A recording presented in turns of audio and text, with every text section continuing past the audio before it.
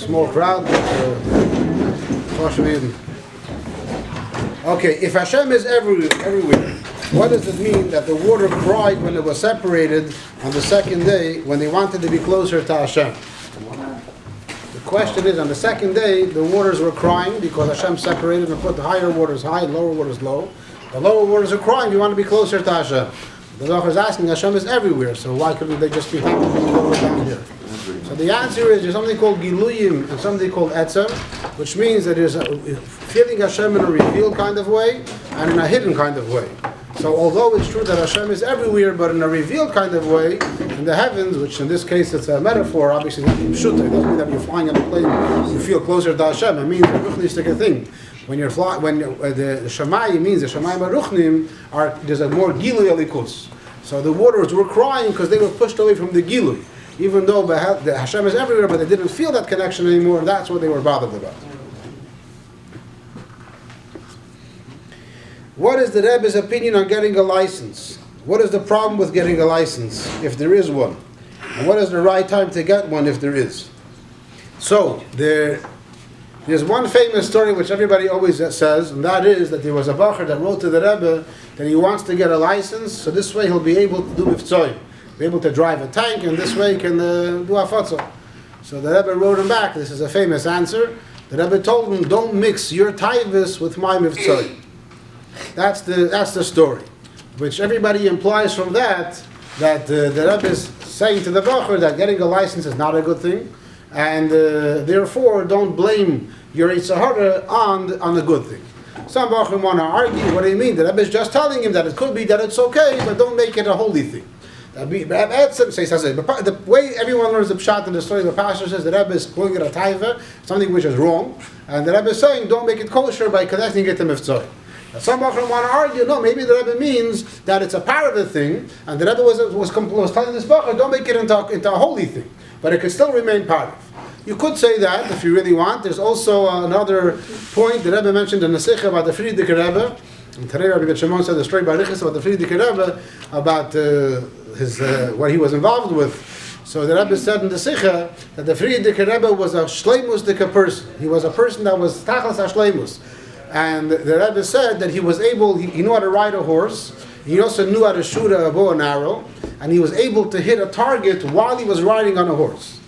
And the Rebbe says, because since he was a shleimus of a human being, so he had all the manners that a human being can have. And yet, he did not have a license, he did not know how to drive a car.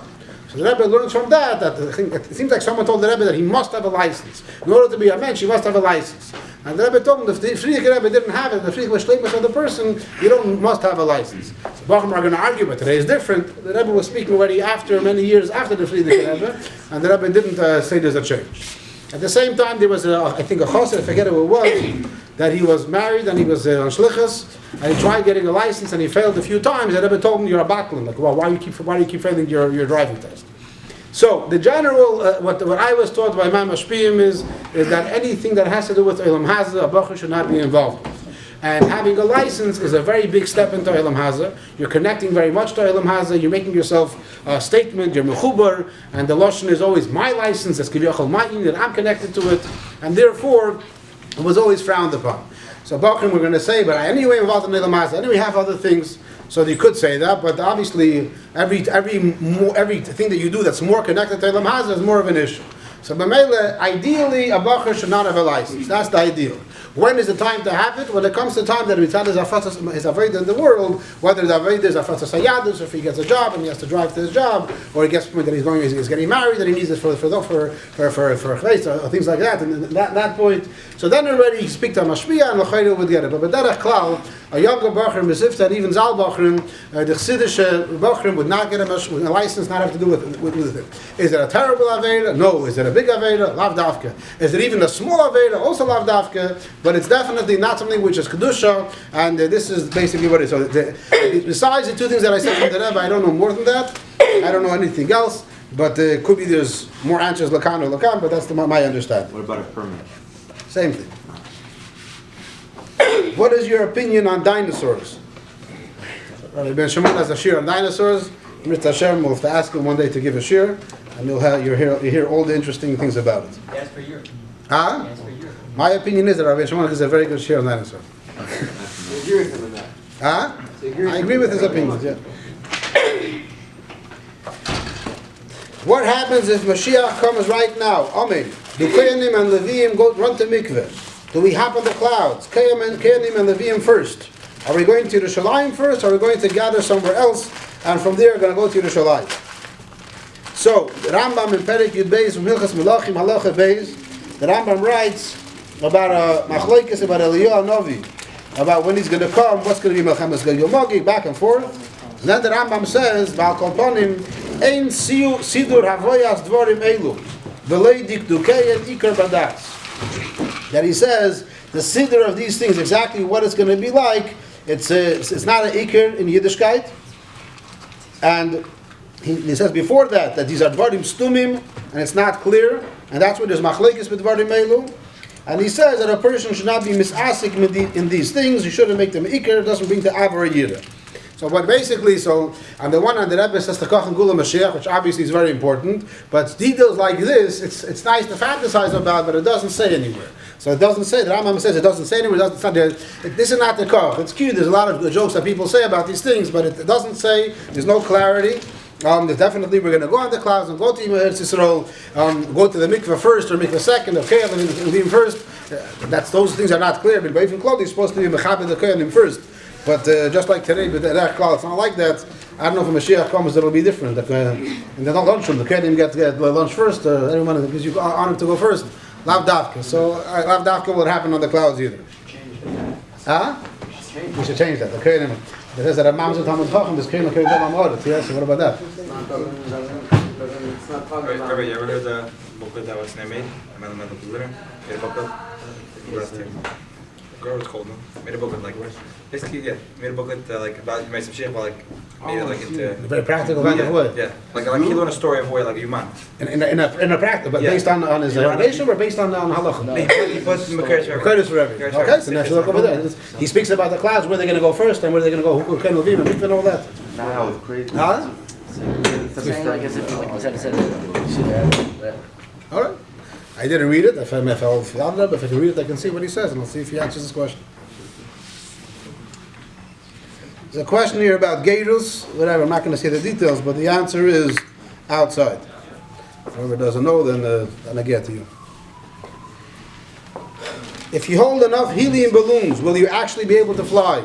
You're not going to fly. You're going to rise together with the balloons, and then you're going to go high till eventually the balloons are going to pop, or the ear's going to go out, and then you're going to fall. Then you're going to fly. Practically, if someone wants to get married before 18 or while still in yeshiva, but only Eirusin, can he do it? And how should it be done in terms of the shidduchim? And would you advise it at all? So first of all, I'm not sure if the Baruch meant Eirusin as in Kiddushin versus Nisuin, where he's asking about shidduchim, one of his medayah. You're not supposed to do Kiddushin without Nisuin. That's Bechlal HaKlal. The Kiddushin has to be right by the Nisuin. That's the day we do. We do the Kiddush Kesef under the Chuppah, and right away is Nisuin. And also regarding Shidduchim, so in the past the Seder was that between the Shidduch and the actual Chasana could take close to a year. Today the Rebbe encouraged very much to do it as quick as possible within a few months. So B'meila, that's number one. Practically speaking, the Bachar is before 18, no. I think he's before 18, he probably should not get married yet. If he's over 18 and still in yeshiva, then it depends on the Bachar. Most Bachar I would say, yeah. If you, how should you go about it? So you could go tell your parents that you're ready to get married, and tell them to put your name on the call of Shatchanu, and then from there they'll call you and tell you that we have a name for you, and then from there you go to your mashpia and discuss with him, and then you mitzvah Hashem, you go weiter. You want more pratim and a pratim stick away, you can come over. Would we be able to leave your first wedding or? Probably. It was one of his weddings is Chat. Can't get married on Shabbos. There's a mashpia in London, Rabbi Gordon. So he farbrenged, and he said that a bacher in yeshiva is a bacher till the day he gets married. And he said that when he was a bacher, so the day he got married, he went on Holos Yeshiva in 770, and he asked permission to go to his own wedding. David Rask. So I asked him, what did he tell you? So he asked me, what time is the wedding? Okay, you can leave an hour before. 2 hours before, I face prepared. What would you do if you catch a bacher smoking? I know the Rebbe said not to, but if a bacher was addicted, would you take them away? Yeah, we would take them away. Even if a bacher is addicted, we should take him away or try to break his addiction. And we could talk to him more. But if a bacher is addicted, he has to come to, before he comes to yeshiva, he has to tell him, no, say yeshiva, I have an issue. And this is what it is. And yeshiva has to negotiate if they're ready to accept him or not. Otherwise, it's a mekach tos. A bacher comes to yeshiva and he says, I must smoke, and yeshiva doesn't let him, then it's not, these are the rules of the yeshiva. You can't come and expect for yeshiva to break the rules just for you.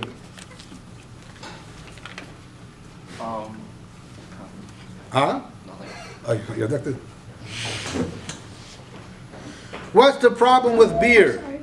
Is it not Hasidish? Does the Rebbe's Gzeira apply? So the problem with beer is, and we will speak about this, there's many, many things that fall into the same category. That be'etzem, it's not a treifa thing, it has a hechsher. Be'etzem, it's not a problem. The problem with beer is what's associated with. And b'derech klal, you look around the yeshiva and you see the bachim that like beer are b'derech klal, they're not Chassidish bachim.